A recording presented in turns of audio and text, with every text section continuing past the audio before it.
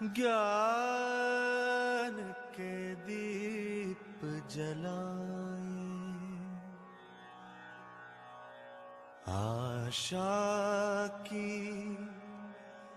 झिलमिल को रोशन बनाए, ऊंचे उठे और छू ले गगन को, ऊंचे उठे और छू ले गगन को, सवेरे की सरगम को जीवन में लाया,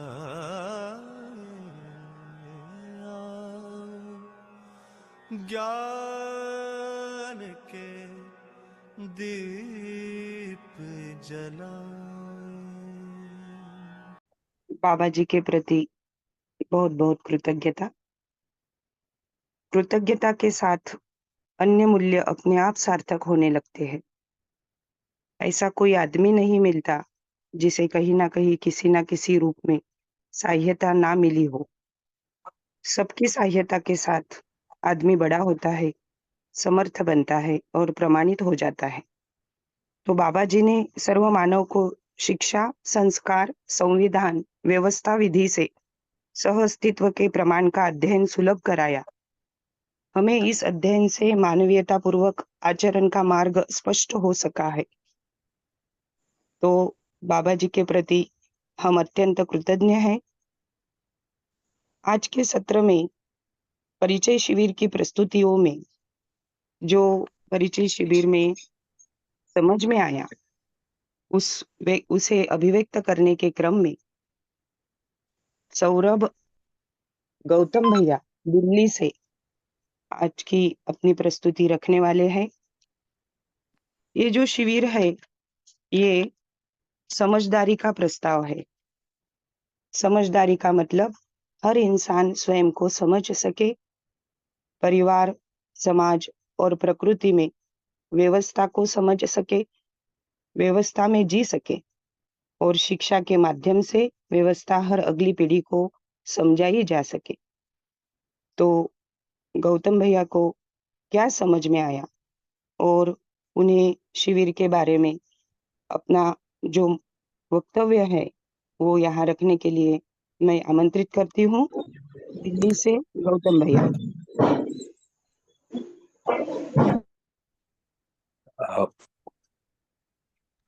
श्रद्धेय बाबा जी को नमन।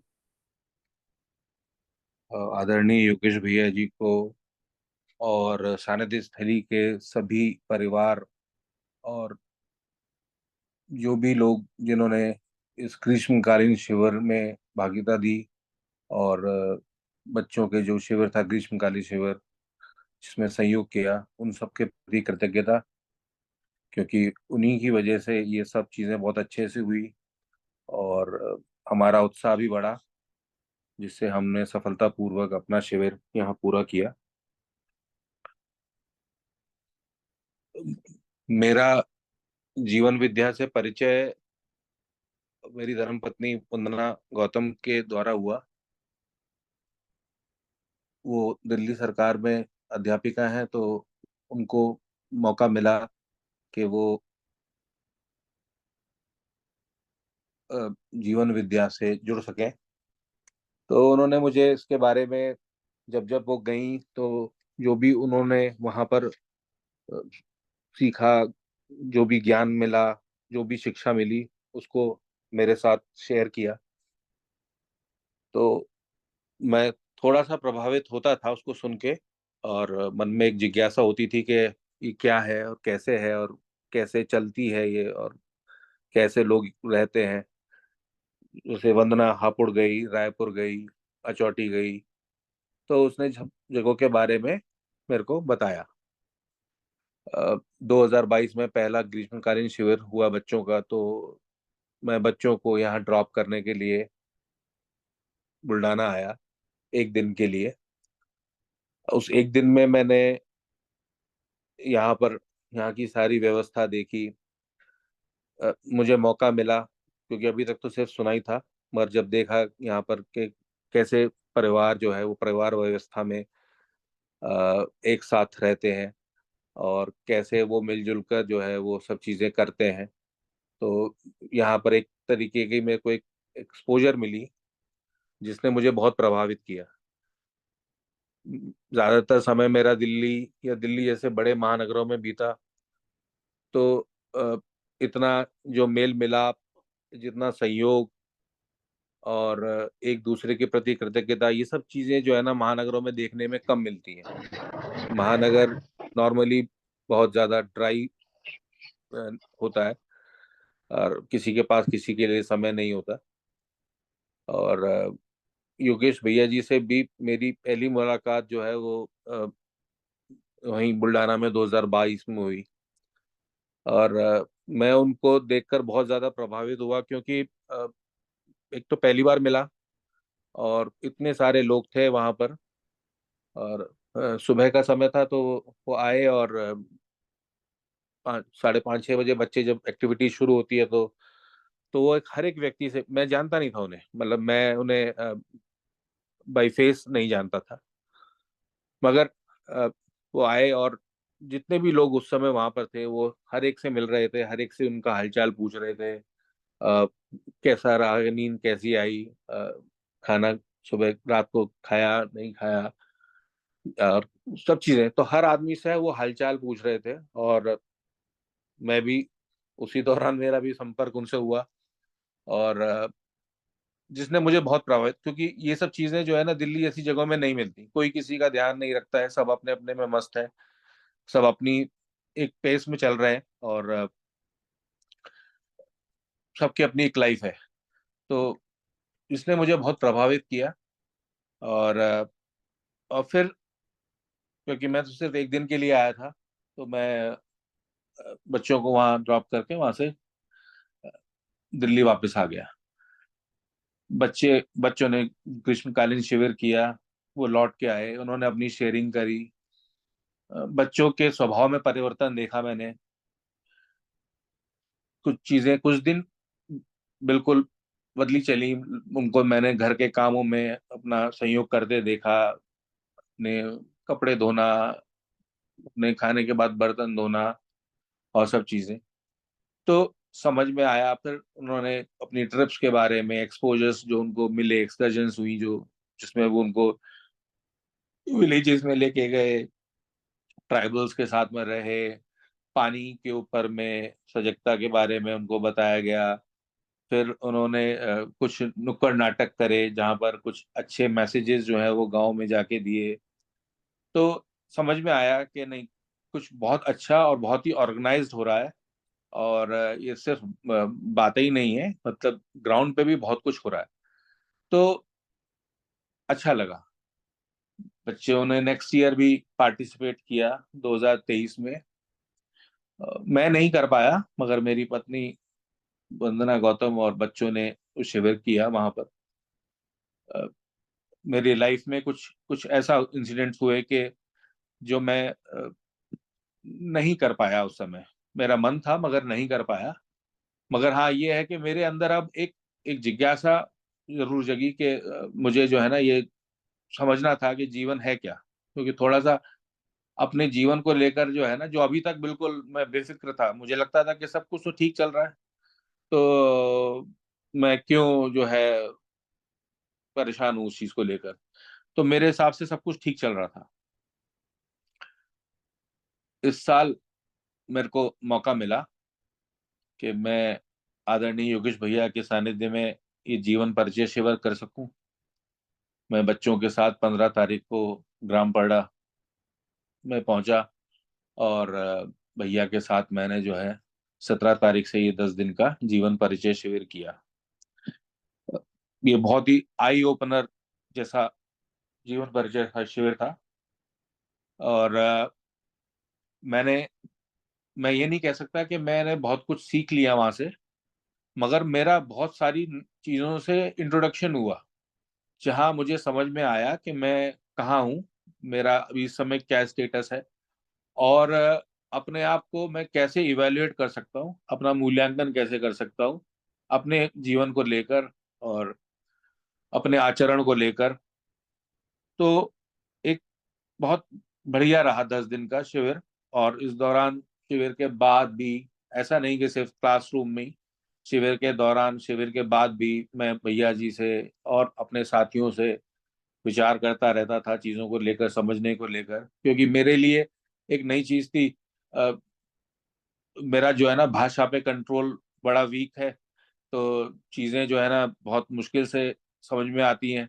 मगर जिस तरीके से भैया जी ने शिविर लिया, हमको बहुत ही सरल भाषा में जीवन के बहुत अच्छे सरल एग्जाम्पल्स के थ्रू कनेक्ट कराया, जिससे जीवन परिचय की जो है ना थोड़ी समझ हमें बनी। दो, इसमें समझाया गया, क्योंकि सरलता दी गई सिर्फ समझाने के लिए, मगर पढ़ने के लिए, अध्ययन करने के लिए हमें उसी भाषा पर काम करने की जरूरत है। तो मैंने इस चीज को स्वीकार भी किया कि मैं इसको अपने अध्ययन में लाऊंगा और अपनी भाषा को बेहतर करूंगा, जिससे कि मैं जीवन विद्या को बेहतर समझ सकूं, अच्छे से समझ सकूं और उस पर काम कर सकूं।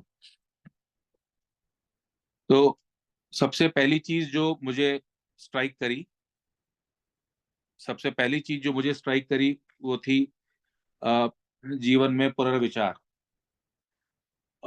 जो सबसे, मैं कह सकता हूँ कि मतलब बहुत ही स्ट्रांग चीज, क्योंकि अभी तक क्या था कि हम जो कर रहे थे हमें लगता है कि हम बहुत सही कर रहे हैं, और यदि कहीं अभी थोड़ा बहुत लगता था कि कुछ गलत हो रहा है तो हम उसको अपने आप से ही करेक्ट करने की कोशिश करते थे, और हम सोचते थे कि हमने अपने आप को जस्टिफाई कर लिया और हम उसको ठीक करते जा रहे हैं। जबकि पुनर्विचार कैसे करना है, किस कंटेक्स्ट में करना है, इस सब का ज्ञान हमें था ही नहीं।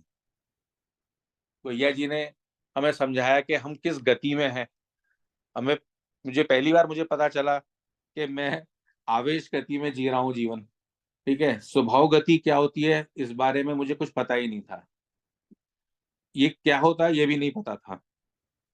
तो समझ में आया कि अपनी जिंदगी तो बस एक तेज स्पीड से चल रही है, और पूरा फोकस जो है ना वो सिर्फ पैसे, सुविधा, सुख, इंद्रिय सुख, इन सब चीजों में ही है। बस यही अपने आप को जीवन मान रहे थे हम, और इसी हिसाब से हम जीते चले जा रहे हैं। तो ये समझ में आया कि नहीं, पहले स्वभाव गति में आना बहुत जरूरी है, जिससे स्वयं में जीवन में पहले विश्राम आया आए, और फिर अध्ययन के द्वारा हम स्वभाव गति को प्राप्त करें, जहां पर फिर हम में पुनर्विचार करने का अपने जीवन को मौका मिलेगा कि जीवन जो है को कैसे समझा जाए। क्योंकि अभी तक तो जीवन जो है सिर्फ हम अपने शरीर को मान रहे थे, या फिर जो पैसा, सुविधाएं और इंद्रिय सुख, यही बस इसी को मान रहे थे। तो यहाँ पर भैया ने जो है हमें समझाया कि जीवन क्या है, मानव शरीर क्या है। तो इस सब चीजों का जो है एक डिफरेंशिएशन जो है पता चला। ये भी समझ में आया कि अपने अंदर एक जानने और समझने की क्षमता विकसित करनी बहुत जरूरी है। क्योंकि अभी तक जो भी हम कर रहे थे, बस वो बस सामने आया और बस कर लिया। ये समझा ही नहीं कि इसको करना चाहिए या नहीं करना चाहिए। बस कर लिया, क्योंकि हमें लगा कि हम कर सकते हैं तो हमने कर लिया। तो ये चीज समझ में आई कि नहीं, कोई कुछ भी करने से पहले जानने और समझने की क्षमता को विकसित करना बहुत जरूरी है। और उस समझने की क्षमता में आपको जो 3 डिस्टिंक्शंस दी गई, न्याय, धर्म और सत्य, तो ये सब चीजों को ध्यान में रखते हुए जीवन की क्या इंपॉर्टेंस है, वो सब चीजों पर ध्यान देने की जरूरत समझी। दूसरी इंपॉर्टेंट चीज जो शिविर के दौरान, बच्चों का शिविर देखकर भी और अपना भी, दिनचर्या पर इसका महत्व समझ में आया कि दिनचर्या होना बहुत जरूरी है। अभी तक क्या है कि सिर्फ दिनचर्या के नाम पर एक जॉब एक ऐसी चीज थी जिसको हम एज दिनचर्या मान के चलते थे। उसके अलावा दिनचर्या में कुछ भी नहीं था, और वो भी सिर्फ Monday to Friday, Saturday Sunday वो भी गायब हो जाती थी। मगर दिनचर्या समझ में आई कि दिनचर्या सिर्फ सिर्फ नौकरी नहीं, दिनचर्या परिवार में, दिनचर्या आपके समाज में, दिनचर्या आपकी जो भी रिस्पॉन्सिबिलिटीज हैं उस सब की एक दिनचर्या होनी चाहिए, और प्लस शिक्षा और अध्ययन को लेकर भी एक दिनचर्या होनी चाहिए, जिससे कि एक निरंतरता बनी रहे। तो बच्चों को देखा, बच्चे सुबह उठते थे, बच्चे व्यायाम करते थे, खेलते कूदते थे, अपने प्रोजेक्ट्स वगैरह पे काम करते थे, तो कैसे दिन का जो है एक अच्छा इस्तेमाल, और क्योंकि अर्ली मॉर्निंग दिन स्टार्ट होता था तो दिन लंबा होता था, तो बहुत कुछ करने का मौका मिलता था।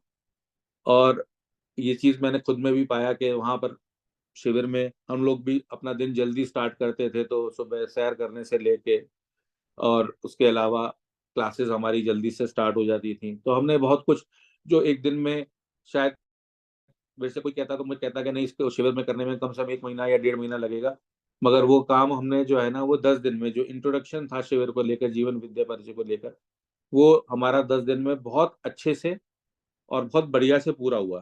कहीं पे भी ऐसा नहीं लगा कि कोई भगदड़ हो रही है या कुछ बहुत ज्यादा प्रेशर हो रहा है, तो बहुत अच्छे से हुआ। तो ये एक दिनचर्या। नंबर 3, ये मानव की आवश्यकता है, ये समझने का मौका मिला। अभी तक जो मेरी समझ में था कि हम सिर्फ अपनी भौतिक आवश्यकताओं को ही जो है ना मानव की आवश्यकता समझते थे, मगर यहाँ पर समझा कि नहीं, भावनात्मक आवश्यकताएं भी होती हैं, और वो क्यों जरूरी हैं जीवन में। तो ये भी एक आई ओपनर था। दो, हो सकता है कि बहुत सारे लोगों को इस सब का ज्ञान हो, मगर हम लोग अपनी जो जिस गति में हम जी रहे हैं जिंदगी, उसमें हम इन सब चीजों को बिल्कुल भूल जाते हैं और हमारा ध्यान इस तरफ होता ही नहीं। परिचय में, जीवन विद्या परिचय में मुझे बहुत सारी डिस्टिंक्शंस मिली, जिन डिस्टिंक्शंस में जैसे असंग्रह से समृद्धि, विद्या शिक्षा क्यों जरूरी है, स्नेह, सरलता, अभय, तो समझ में आया कि ये कैसे काम करती हैं। समृद्धि, समृद्धि कहाँ? समृद्धि परिवार में। समाधान, समाधान मानव में। अभय, समाज में। सह अस्तित्व, शेष प्रकृति में। तो भैया ने स्वयं पूरा सिस्टम समझाया कि ये व्यवस्था कैसे काम करती है, और इस व्यवस्था में एज अ मानव मतलब हमारा क्या रोल है। तो ये सब चीजों का जो है ना एक बहुत अच्छा चित्रण भैया ने हमें दिया, जिससे कि हमें समझ में आया कि जीवन में किस तरीके से आगे बढ़ना है। इसी दौरान जीवन क्रिया में भैया ने हमें स्थिति क्रिया और आपका शक्ति क्रिया से हमारा वो बोध कराया, जिसमें 5 बल और 5 शक्ति के बारे में समझाया। और उस मॉडल में जो सबसे इम्पोर्टेंट चीज जिसको मेरे को जो से मुझे स्ट्राइक हुआ, वो थी बेसिकली वृत्ति में तुलन की क्रिया। कि नॉर्मली हम लोग, क्योंकि हम जैसे मैंने बताया कि आवेश गति में जीवन चल रहा है, बहुत तेजी से चल रहा है, और हमारे पास सोचने विचारने का कोई समय ही नहीं है, तो हम लोग सिर्फ प्रिय, हित और लाभ, ये 3 चीजें जिसमें हम अपना तुलन करते हैं, और उसी हिसाब से फिर हम अपना आगे का फाइनलाइजेशन कर लेते हैं।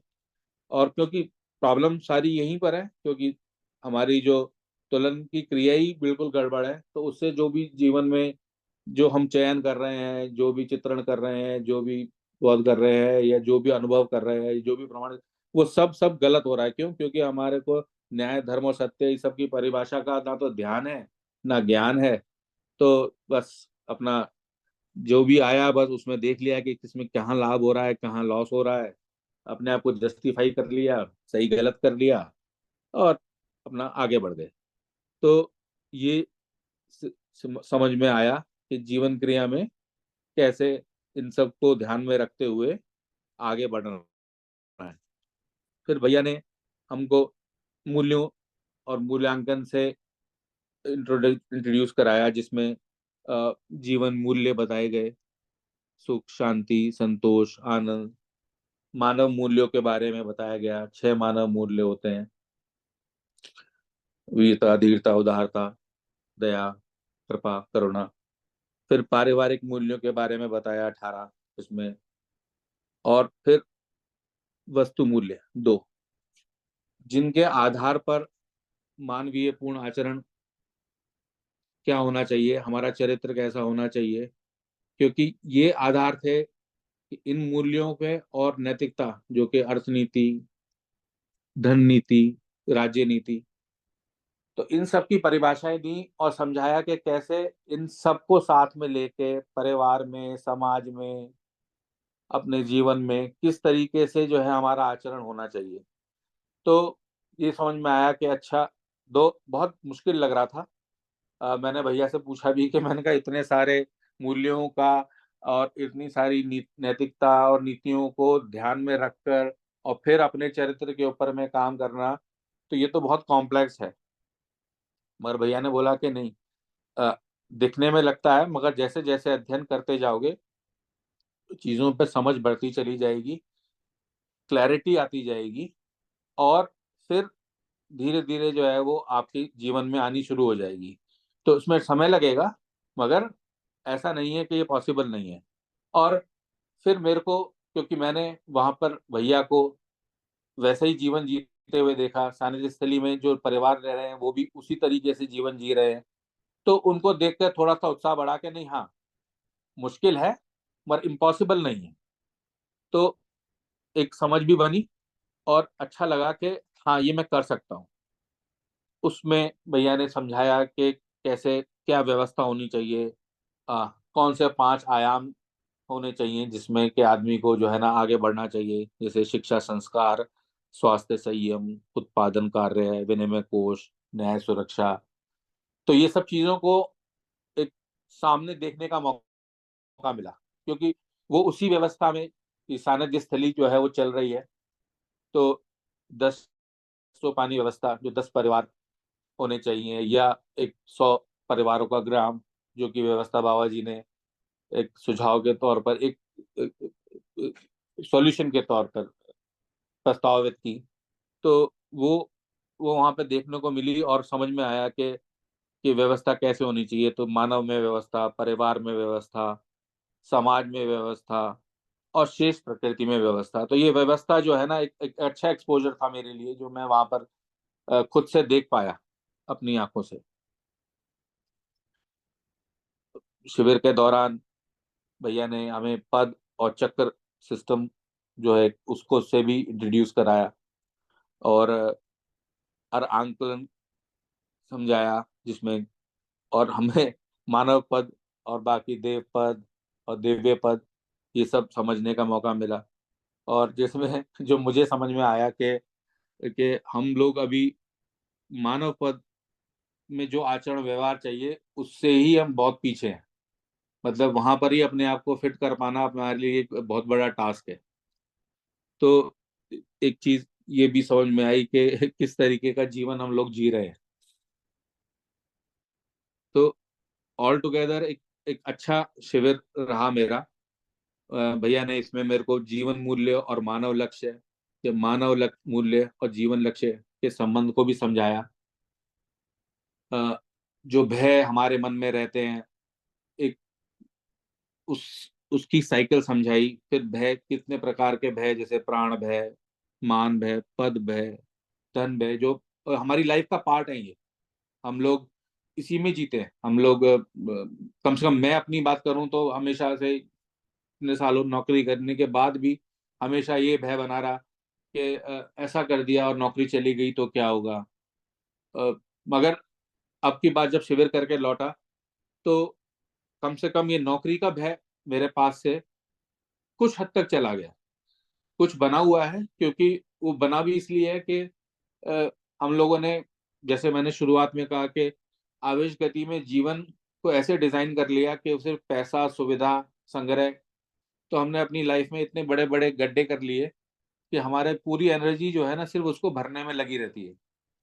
तो मैंने अपना पहले लक्ष्य अब ये रखा कि नहीं, सबसे पहले जो गड्ढे मैंने बनाए हैं अपने जीवन में, उन लायबिलिटीज को मैं कम से कम क्लोज करूंगा आने वाले 2 साल में, जिससे कि मैं कम से कम अपने आप को, वो जो फ्रीडम जो मेरी चली गई है वो मेरे पास वापस आए, और मैं इस जीवन को बढ़िया से जी सकूं इस अध्ययन के द्वारा।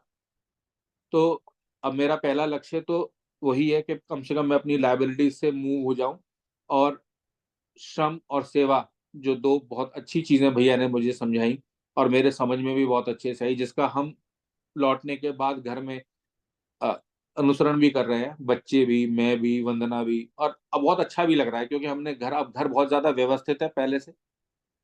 सब लोग मिलकर करते हैं। कभी जरूरत हो सकता है कि मैं या बच्चे ही के या वंदना कभी किसी चीज में काम में व्यस्त है, तो हम एक दूसरे का काम कर लेते हैं। किसी को कहना नहीं पड़ता है कि मान लो किचन में गए और अपने बर्तन के बाद कुछ और बर्तन भी दिख गए, तो वो पूछता नहीं है कि किसके हैं, वो बस उसको साफ करके आ जाता है। या घर में बच्चे अपने कपड़े अपने आप से धोने लगे हैं। बच्चे सुबह उठकर अपने आप से जो है ना पढ़ने बैठ जाते हैं अपनी क्लास में जाने से पहले। तो हमने उनकी दिनचर्या में, और फिर हमारा पार्टिसिपेशन भी। दो, मैं कन्फेस करता हूँ कि मतलब 100%, जैसे भैया ने कहा कि 2 घंटे का अध्ययन होना चाहिए, तो अभी 2 घंटे का अध्ययन की प्रैक्टिस नहीं है मेरी। मैक्सिमम 1 से 1.25 घंटा पढ़ पाता हूँ मैं। और कभी कभी काम की व्यस्तता में एक आध दिन बीच में ऐसे भी गए कि जहां पर मैं कुछ भी नहीं कर पाया। तो मगर मेरी कोशिश पूरी है। और क्योंकि वंदना का साथ है, अकेले कई बार आदमी कमजोर पड़ जाता है, मगर वंदना का साथ है तो चीजें बन जाती हैं। और उसकी समझ भाषा जो है ना मेरे से बेहतर है जीवन विद्या को लेकर। तो उसके साथ मेरा जो है ना थोड़ा पेस बन जाता है और मेरे को चीजें समझ में आती है। और फिर भैया के द्वारा दी गई सब जानकारी मेरे पास है ही है, तो उसके नोट्स मेरे पास होते हैं, प्लस भाषा की किताब और वो सब चीजों से जो है ना समझ, और फिर डिस्कशन से समझ आती है। तो अभी ऑल टुगेदर अच्छा चल रहा है। और मैं आशा करता हूँ कि मैं, जैसे भैया ने मुझे समझाया है, मैं उस पर चलूंगा। और जरूरत लगेगी तो जरूरत पड़ेगी भी, तो मैं आप सबसे कनेक्ट करूंगा इस माध्यम से भी, और इवन पर्सनली भी। अ, इतना ही है। धन्यवाद भैया। बहुत बहुत सुंदर प्रस्तुति। और और सबको मेरी तरफ से बहुत बहुत कृतज्ञता और जी धन्यवाद। जी, धन्यवाद। सुंदर प्रस्तुति। आपकी जो अभिव्यक्ति रही भैया, उसके पीछे जो आपके विचार में बदल हुए परिचय शिविर से, वो हमें बहुत स्पष्टता से यहाँ समझ में आए। और हमें आपकी बहुत जरूरत है। आप हमेशा हमारे साथ जुड़े रहेंगे, ऐसी अपेक्षा के साथ आपका बहुत बहुत धन्यवाद, स्वागत, अभिनंदन। तो हमारे समझ में आया कि मूल्यों का स्वरूप क्या है, मूल्यों को स्वयं में कैसे जांचा जाए, अन्य के लिए हमारे मन में सदैव अभ्युदयकारी, पुष्टिकारी, संरक्षणकारी भाव और विचार का होना और तदनुरूप व्यवहार होना ही मूल्यों की समझ का प्रमाण है, न्याय के साक्षात्कार का प्रमाण है। यदि हम इन भावों सहित जीते हैं, अभिव्यक्त होते हैं, तो न्याय समझ में आया, अन्यथा केवल पठन हुआ। तो आपके अभिव्यक्ति में हमें जो मूल्यों का स्वरूप दिखा, मूल्य युक्त ऐसी आपकी अभिव्यक्ति थी। और इसी क्रम में हमने कल जो मूल्य देखा, उस मूल्य का सार रखने के लिए मैं आमंत्रित करती हूँ मीनल दीदी को कि सौहार्द्रता मूल्य पर अपनी प्रस्तुति वो यहाँ रखे। मीनल दीदी छिंदवाड़ा मध्य प्रदेश से है। दीदी आपका स्वागत है। आप अपना संक्षिप्त में परिचय देकर अपनी प्रस्तुति यहाँ रखें। सभी को नमस्कार। श्रद्धेय श्री ए नागराज जी को मेरा कोटि कोटि वंदन। और योगेश भैया और ग्राम पेड़ा के सभी निवासी जो अनवरत इस अध्ययन में लगे हुए हैं और अपने आप को 5 व्यवस्था में जीने की जो उनकी जद्दोजहद कर रहे हैं और उसको स्थापित करना है, मूल्यों को स्थापित करने के लिए जो उनका सब चल रहा है प्रयास, उसके लिए भी मैं बहुत कौतुक करना चाहूंगी सभी का। तो योगेश भैया को भी मेरा प्रणाम और सभी भाई बहनों को मेरा प्रणाम। तो कल हमने देखा था कि हमारा सम्मान और सौहार्द्रता, ये मूल्य कल भैया ने हमें समझाया है। तो मूल्यों का हमारे जीवन में कितना महत्व है, ये जब से मैं मूल्य को पढ़ रही हूँ, लिटरली मैं मेरे हृदय से मैं रो ही रही हूँ कि काश हमें ये पहले समझ में आता तो हम लोग इतना पीड़ित ना होते थे। कभी किसी ने इतना स्पष्ट तरीके से हमें समझाया ही नहीं और हमने भी कभी समझने का प्रयास भी नहीं किया था। तो कल जो भी उन्होंने हमें बताया था वो जो मुझे समझ में आ गया वो आप सबके सामने में रखने की कोशिश कर रही हूँ। तो हमने कल भैया ने कल बताया था कि सम्मान शिष्ट मूल्य का सॉरी सम्मान स्थापित मूल्य का शिष्ट मूल्य है सौहार्द्रता यानी अरहस्यता। तो इसका अर्थ जो बताया है कि सम्मान सौहार्द्रता यानी स्पष्टता से मूल्यांकन, क्रियाकलाप में ही स्पष्टता और सार्थकता कैसी आएगी हमारे व्यवहार में इसके बारे में उन्होंने बताया। तो सम्मान करना यानी क्या, उसके पहले ये देखना पड़ेगा कि हमें व्यक्तित्व और प्रतिभा में श्रेष्ठता का सहज प्रमाण की पहचान, स्वीकृति और हमारी प्रमाणित होने की जो प्रवृत्ति है यही सम्मान है। अगर हमारी प्रवृत्ति ऐसी प्रमाणित करने की बन जाती है मानव चेतना में जाकर धीरता वीरता उदारता के साथ और हर व्यक्ति की स्वीकृति की हमें अगर हमारे अंदर जगह बन जाती है तो हम शायद कुछ काम कर पाएंगे या फिर आगे बढ़ पाएंगे। इच्छा विचार आशा में सम्मान का भाव स्पष्ट है तो हमारे व्यवहार में अरहस्यता दिखती है, ऐसा कल भैया ने कहा था। मतलब हमारे हमारे मन वृत्ति चित्त में हमारा हमारे सारे भाव अगर स्पष्ट है कि हम क्या इच्छा कर रहे हैं, हमारी आशा क्या है, हमारा विचार क्या है, इन तीनों को जब अलग अलग देखना हम शुरू कर देते हैं तो सारे रहस्य का पर्दा उठ जाता है। तो कोई रहस्य रहता ही नहीं। तो इससे क्या हो जाता है, तो हमारे व्यवहार में स्पष्टता सामने वाले को दिखती है। तो उससे क्या होता है कि व्यवहार यानी क्या, तो बोले कि स्वयं के प्रति विश्वास और श्रेष्ठता का पहचान।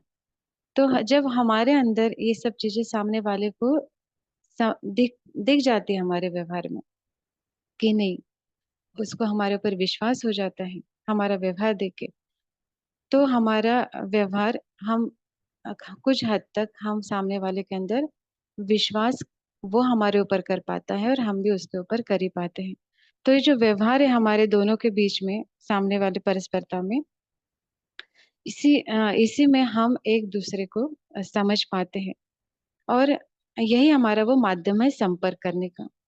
तो ये जो मूल्यांकन है, जो स्पष्टता का मूल्यांकन हम अपने में कर कैसे कर पाएंगे, तो पहले तो हमारे व्यक्तित्व और प्रतिभा को ही हमें अलग अलग देखना पड़ेगा। तो व्यक्तित्व यानी जैसे कि परसों भैया ने कहा था कि जो भिन्न भिन्न वास्तविकताएं हैं, है ना, कि झूठ क्या है, सच क्या है, उसके बाद चतुराई क्या है, छुपाना क्या है, व्यक्त करना क्या है, सम्मान क्या है, मान क्या है, ये जो वास्तविकताएं है, धर्म क्या है, असत्य क्या है, न्याय क्या है। तो ये जो वास्तविकताएं है जो हम व्यक्तित्व के तौर पे जान ही सकते हैं। और प्रतिभा को भी उन्होंने बहुत ही अच्छा समझा है कि जीव चेतना से उठकर मानव चेतना में शिफ्टिंग। तो ये जो हम सब जब हम अपना ही मूल्यांकन कर पाते हैं यहाँ पे, जो कि हम इसी के लिए यहाँ पर आए भी हुए हैं कि हमारे ही व्यक्तित्व और प्रतिभा को निखारने के लिए हम यहाँ पर आए हुए हैं, हम संतुलन बनाने के लिए यहाँ पे आए हैं हमारे मानव चेतना का।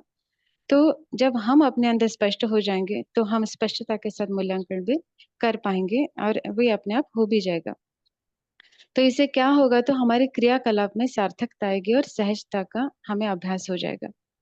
तो सारे मूल्यों का अर्थ क्या है, स्थापित मूल्य और शिष्ट मूल्यों का अर्थ क्या है, उनका अभ्यास क्या है, और फिर उसके ऊपर चर्चा करके हम रोज के व्यवहार में इसको ला ही सकते हैं, ऐसा एक विश्वास यहाँ पे हो जाता है। तो ये क्यों करना है, तो कहते कि प्रत्येक संबंध के सामने हम स्थिर हो पाए, इसके लिए हमें ये सब करना है।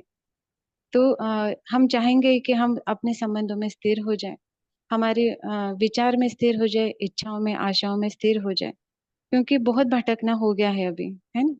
तो अगर यदि विश्वास और सम्मान व्यक्ति को ना मिले तो क्या होता है, क्या होता है, विश्वास और सम्मान ना मिले तो हम एक दूसरे के दिल को चोट ही पहुंचाते हैं। हम स- खुद भी असहज हो जाते हैं, सामने वालों को भी असहज कर देते।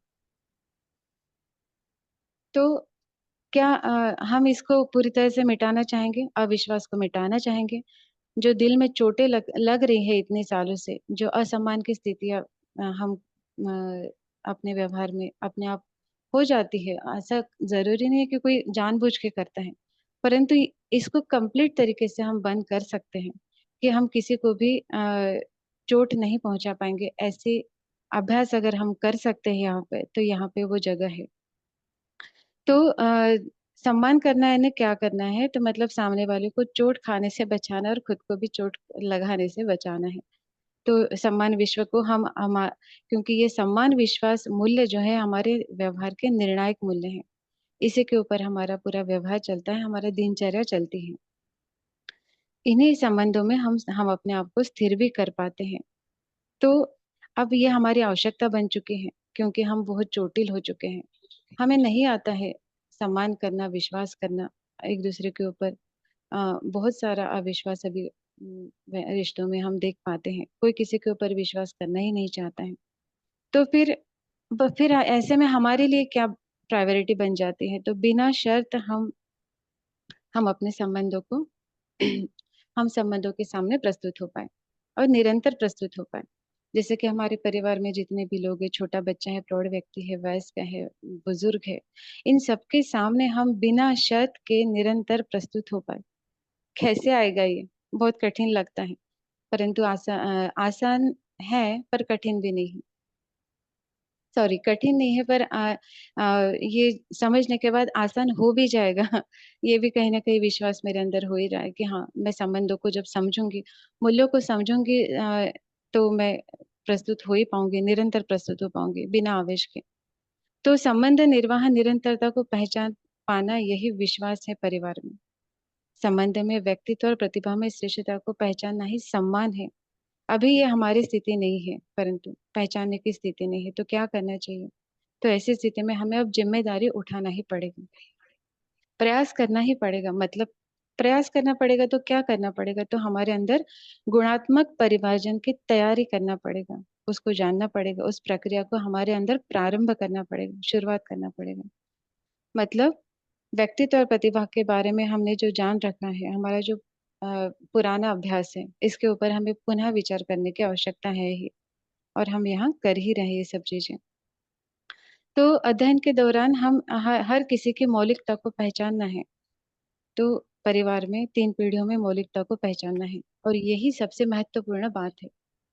तो इसी तरह से हम व्यक्तित्व और प्रतिभा को मानवीय आचरणों से ही पहचान हम पाएंगे, और इसी दिशा में हम जा रहे हैं कि हमें बिना शर्त हमारे अंदर से मूल्यों का प्रवाह हम बहा सके। इससे हमें क्या होगा, तो कृतज्ञता आएगी, गौरव होगा, गौरव से श्रद्धा होगी, और हमारे अंदर जो कहना चाहिए कि अविश्वास के, असंबंध के जो आवरण है, उनको टूटने का सिलसिला यहीं से शुरू हो जाएगा। कृतज्ञता मूल्य से ही ये शुरू हो जाएगा। हम यहाँ पर आके खुद में भी सम्मान कर पाएंगे और दूसरों का भी सम्मान कर पाएंगे। कैसे मैं श्रेष्ठता सहज हो जाऊं, दृष्टिकोण मेरा बदल जाए, मेरी चेतना का विस्तार हो जाए, एवं संबंध और संपर्क में मैं कैसे सम्मान कर पाऊं, ऐसा अभ्यास अब हमें करना ही पड़ेगा। क्योंकि बिना शर्त ही व्यक्ति को पहचान पाएंगे, और व्यक्ति वही व्यवहार का नाम है जो स्पष्टता से हम मूल्यांकन कर पाते हैं। व्यवहार उसी का नाम है कि जहाँ पे स्पष्टता के साथ मूल्यांकन, यानी हम अपना भी मूल्यांकन करें, सामने वाले का भी मूल्यांकन करने की क्षमता हमारे अंदर हो जाए, और इनमें परस्परता में स्पष्टता होने के साथ ये आगे बढ़ सकता है कार्यक्रम पूरा, और सारी रहस्यता से हम मुक्त पाते हैं। बिना शर्त हम संगीतमयता को, यानी हारमोनी को हमारे व्यवहार में, विचार में, भाषा में, सभी सभी आयाम में हम कर पाएंगे। लास्ट 5 मिनट में जो भैया ने कहा था कि आज हमारी मनस्थिति को दर्शाया था उन्होंने, कि हमारा मन कैसे बारंबार बदल जाता है। तो अगर बारंबार मन में परिवर्तन हो ही जाएगा, तो फिर आदान प्रदान कैसे कर पाएंगे सम्मान के भाव का हम? ये भी बताया, इस ओर भी उन्होंने ध्यान दिलाया। वैसे तो मैं अभी भैया को ही ज्यादा सुनना चाहूंगी, तो मैं थोड़ा यहाँ रुक जाती हूँ। हालांकि और भी बोलने की इच्छा थी मेरी, पर ठीक है, मैं भैया को ज्यादा सुनना पसंद करूंगी। तो दीदी यहाँ पे मैं रुक जाती हूँ। धन्यवाद दीदी, बहुत बहुत धन्यवाद दीदी।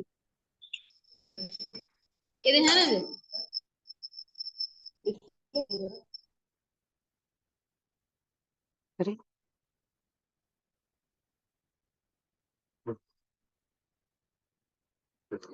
दीदी को जुड़े हुए 7 ही महीने हुए हैं जीवन विद्या से, और दीदी ने बहुत अच्छे से सूचनाओं का ग्रहण किया, और आपके सामने अभी दीदी जो प्रस्तुत हुए वो बहुत ही प्रेरणादायी प्रस्तुति है। दीदी का कहना है कि जल्दी अगर ये समझ में आता तो बहुत अच्छा रहता। तो एक दीदी को बताना है कि किताब सूचना है, सूचना से अर्थ ग्रहण करने का अधिकार हर व्यक्ति के पास है। इस अधिकार को सफल बनाने के लिए पारंगत व्यक्ति है, इन तीनों के योग में इसकी परंपरा चलेगी। तो किताब के साथ पारंगत व्यक्ति का होना आवश्यक है।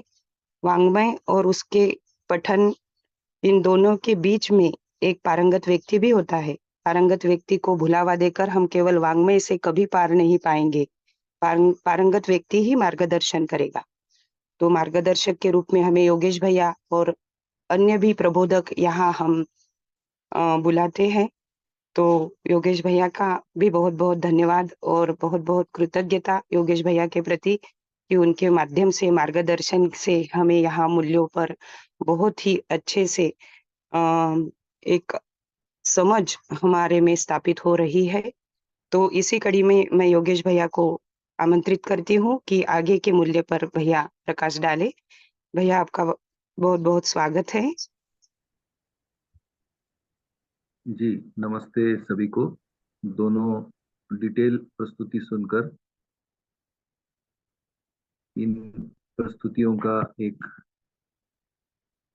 उपयोगिता भी दोनों भैया और दीदी पूरे मनोभाव से वास्तविकताओं को समझने में मन लगाए हैं। आगे हम सौहार्द्रता, ये शिष्ट मूल्य है।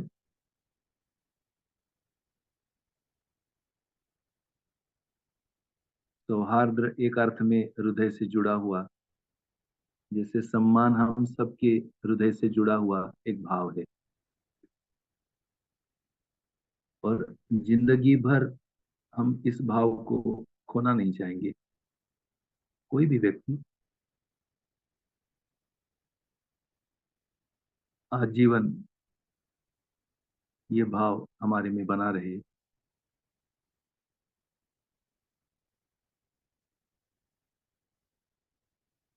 अब हमको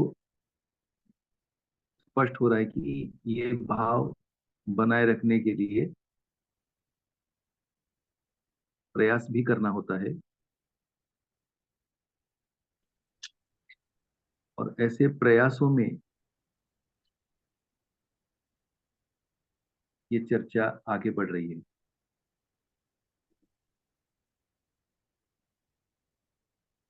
कुछ ही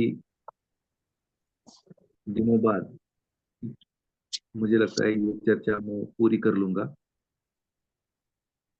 और फिर आगे ये जो अध्ययन का क्रम है उस क्रम में और बंधु भगिनी आपके साथ चर्चा में शामिल होंगे। मुझे ऐसा लगा कि हमारे मानसिकता में भावों की उठापटक होने से, जो क्षतिग्रस्त मानसिकता हो जाने से, और क्षतिग्रस्त मानसिकता को किस प्रकार से ठंडक मिले, आह्लाद मिले, विश्वास की जगह मिले, मुझे लगता है ये जगह, ये जो बाबा जी ने मूल्यमयता को हमें दर्शाया, ये वो जगह है। यदि हमें भाव मिल जाते हैं तो हमें और आगे बढ़ने की प्रेरणा मिल जाती है, जो स्वाभाविक हो जाती है। अभी जैसा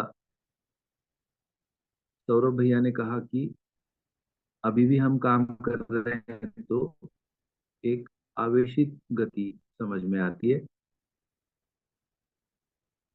और आवेशित गतियों का जो परिणाम है वो है कि हमें थकान भी उतने ही जल्दी हो जाती है। दूसरा परिणाम है कि आवेशित गतियों में हम अधिकांश समय प्रतिक्रियाओं में काम करते,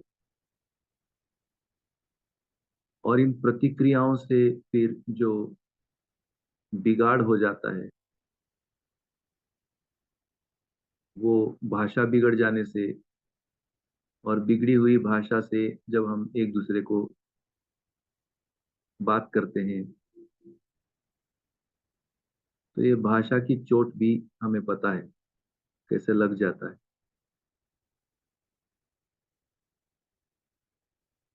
और वही भाषा जब भावमयता से रहती है तो किसी व्यक्ति का डांटना भी हमें सुखद लगता है, हमारी भलाई के लिए लगता है।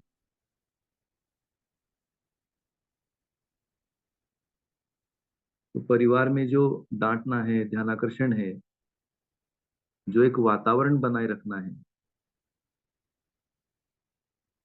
तो मुझको लगता है कि ये मूल्यों की चर्चा, और जितनी सटीक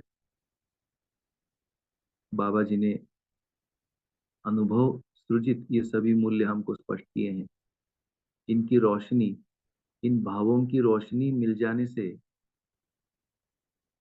हम जो रूठ गए हैं, कहीं निरुत्साह है, कहीं हम जीने की तमन्ना को, और ये जो अस्तित्व जैसा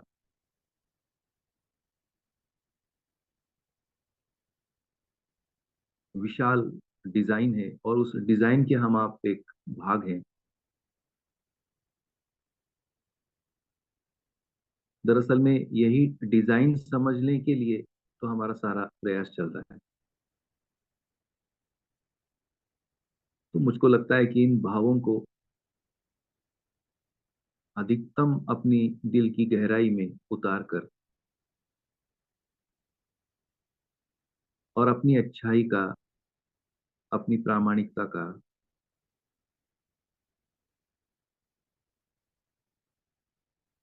अपने में जो दया भाव है,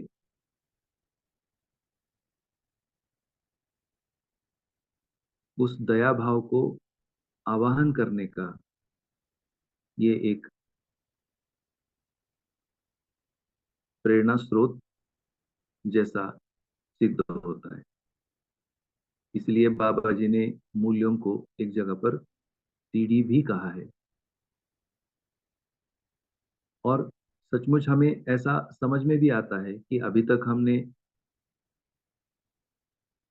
7 मूल्यों की चर्चा की, तो प्रत्येक मूल्य का यदि हम भाव रूप में पहचानना चाहेंगे,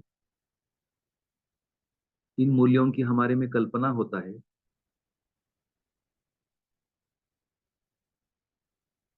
कुछ चित्र बन जाते हैं। जैसे एक उदारता का चित्र बनता है, सौहार्दता का चित्र बनता है, सहजता का चित्र बनता है, जैसा भी बने। अभी भ्रम की स्थिति में बिगड़ा ही बने शायद, परंतु इन भावों का अनुमान यदि हमारी इच्छा विचार आशा में होने से आज भी इस स्थिति में भी जो संबंधों की जो हमारी स्थिति है, हमें हमें ये एहसास होता है कि ये संबंध आगे आया है, ये संबंध चल निकला है, और हमें यात्रा में साथ होने का एक सुखद एहसास संबंध से मिलता है।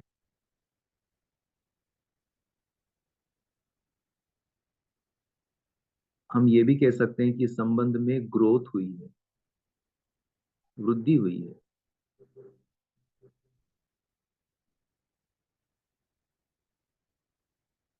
अब धीरे धीरे इस ग्रोथ को, ये जो हमारे में वृद्धि हुआ है, हम जो साथ चले हैं, एक यात्रा हुई है, एक दूसरे को संभाले हैं, ये जरूर इसमें कुछ गलतियां भी हुई, उन गलतियों को सुधारते हुए, जो अच्छा हुआ उस पर विश्वास करते हुए, मुझको लगता है कि इन संबंधों में समझने के प्रति और अपने लक्ष्य के प्रति हौसला बनाए रखना, ये यदि हमें समझ में आता हो तो सम्मान मूल्य और शिष्टता में सौहार्द्रता मूल्य, जैसे अंग्रेजी में कहते हैं ना, टचिंग ईच अदर्स लाइफ, हम एक दूसरे की जिंदगियों को छूते हुए चलते हैं। ये जो छूना है उसी का नाम है मूल्यांकन होना। तो यदि हम मूल्यांकन क्षमता और स्पष्टता से, लक्ष्य की स्पष्टता से, समाधान की स्पष्टता से एक दूसरे का समाधान हो, एक दूसरे की समृद्धि हो, और उसमें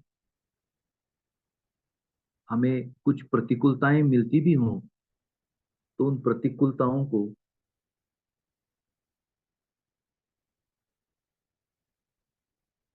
एक अपनी परीक्षा समझते हुए और स्वीकारते हुए, और कैसे हम एक दूसरे के पूरक हो सकते, उपयोगी हो सकते, हिम्मत बढ़ा सकते, आज बहुत बहुत जरूरत है इस चीज की।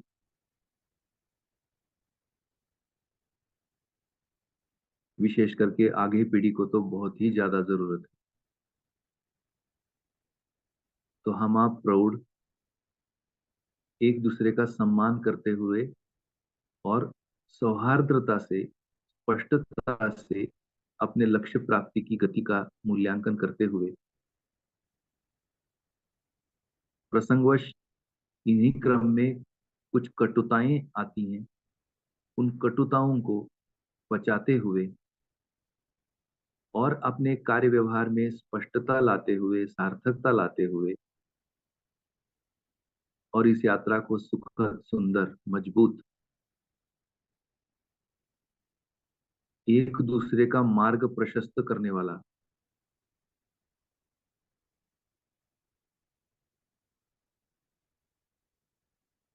ऐसा लगता है। जितने भी बंधु भगिनी मेरे संपर्क में आते हैं, मैं एक अपना छोटा सा अभ्यास बनाए रखा हूं।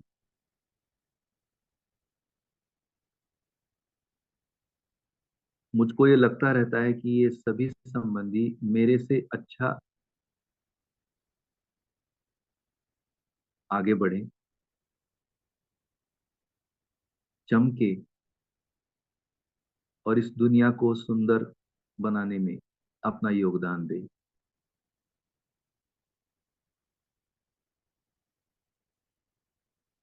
और ऐसा ही क्रम अभी तक चला है, तो इतने,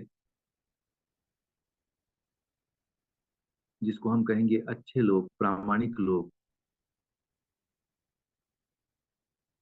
इन गोष्ठियों में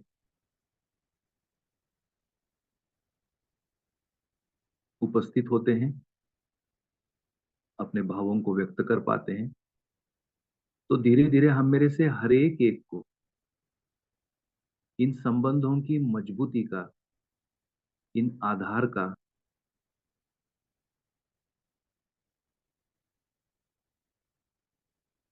ये जो प्राण लगाए हैं एक दूसरे के लिए, इन प्राणों का सम्मान करते हुए और अनुभव के लिए अग्रसर होना है, आगे बढ़ना है, कि इन सच्चाइयों का हम अनुभव करते हुए और एकात्म होना, यानी भाव रूप में सभी एक है, इस जगह पर आना, एक सूत्र होना, संभल जाना, संभाल पाना,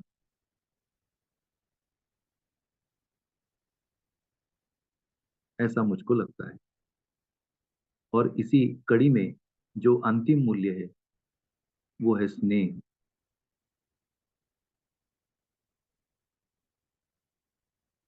सम्मान करना समझते हैं,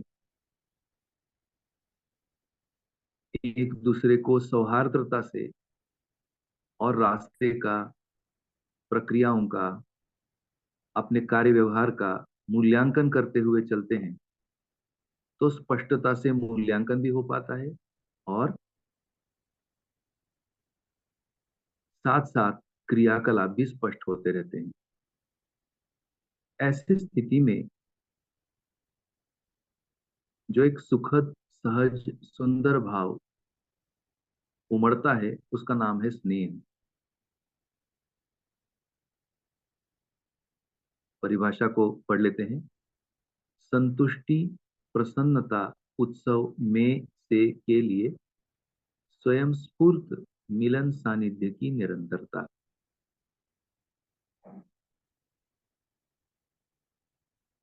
तो भाई और बहनों, जो हम मिलते हैं एक दूसरे से, उसमें संतुष्टि निहित है, तभी स्नेह है। और ये संतुष्टि है स्पष्टता का मूल्यांकन कर पाने की, क्रियाकलापों में, अपने कार्य व्यवहार में स्पष्टता होने की, अपने तन मन धन की सार्थकता की, ये संतुष्टि है। और ऐसी संतुष्टि से स्वाभाविक है एक प्रसन्नता आगे बढ़ती है। और ऐसी प्रसन्नता से हम उत्सवित होते हैं और हमारे में स्वयं स्फूर्त मिलन सानिध्य की निरंतरता सदा बनी रहती है। जितने भी संपर्क संबंध हैं, हम उनको मिलने के लिए, उनका सानिध्य पाने के लिए हमारे में एक स्वयं स्फूर्त उत्सव रहता है, प्रसन्नता रहती है, संतुष्टि रहती है। ये सब होना, ये हमारी अपेक्षा भी है। तो उसके लिए जो 30 मूल्यों का बाबा जी ने हमें मैपिंग करके दिया है, इन सब की, अर्थात जिसे आचरण कह रहे हैं, इन सब की हमें डिटेल जानकारी होना, और ऐसे जानकारों के बीच जब हम व्यवहार करते हैं तो स्वाभाविक है कौन एक दूसरे से भला बिछड़ना चाहेगा, कौन एक दूसरे से नाराज होना चाहेगा, कौन एक दूसरे को अवॉइड करना चाहेगा, जैसा कि आज की परिस्थिति है। आज के संबंधों में स्नेह का अभाव दिखता है।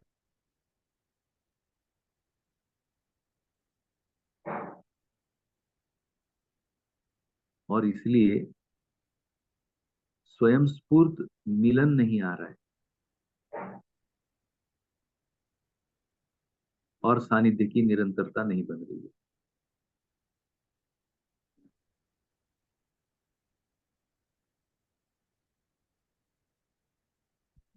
तो अब इसका शिष्ट मूल्य क्या होगा? तो शिष्ट मूल्य है निष्ठा। तो स्नेह मूल्य, यह मंगल मैत्री का आधार है। एक दूसरे के साथ स्नेह होना, यह हम कहते भी हैं,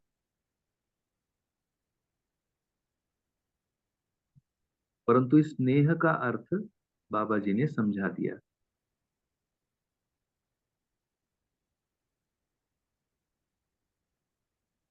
स्नेह है संतुष्टि, प्रसन्नता, उत्सव में से के लिए स्वयं स्फूर्त मिलन सानिध्य की निरंतरता।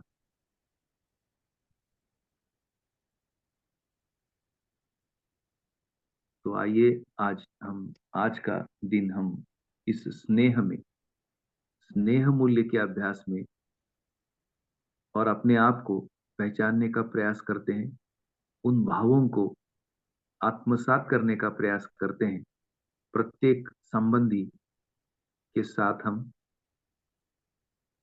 संतुष्टि प्रसन्नता उत्सव जो जो संबंधी से हमें पाया, जो जो मिला और जो जो हम एक दूसरे को संतुष्टि प्रसन्नता उत्सव के लिए दे सकते हैं,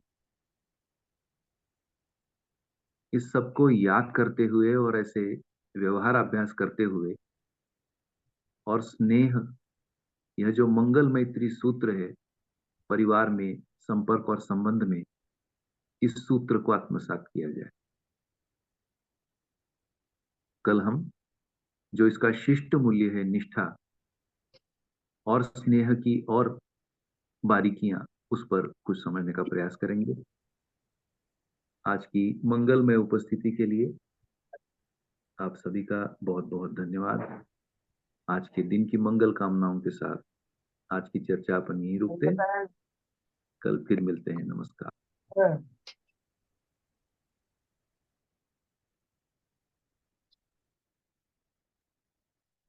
धन्यवाद भैया जी। जय दीदी धन्यवाद को भी भैया, धन्यवाद। सभी को धन्यवाद, नमस्ते। बहुत बहुत नमस्ते धन्यवाद सभी को। सभी का। मानव के साथ विश्वास, सम्मान, स्नेह, ममता, वात्सल्य, श्रद्धा, गौरव, कृतज्ञता, प्रेम पूर्वक रहना और मानवेतर संसार के साथ प्राकृतिक नियम पूर्वक रहना ही सहअस्तित्व सहज मूल नियम है। तो संबंध की मानसिकता पूर्वक जीना ही सहअस्तित्व सहज नियम है। ये मूल्यों की पढ़ाई से हमें समझ में आता है। भूमि स्वर्ग हो, मानव देवता हो, धर्म सफल हो, नित्य मंगल हो, इस मंगल कामना के साथ यहाँ हम रुकते हैं।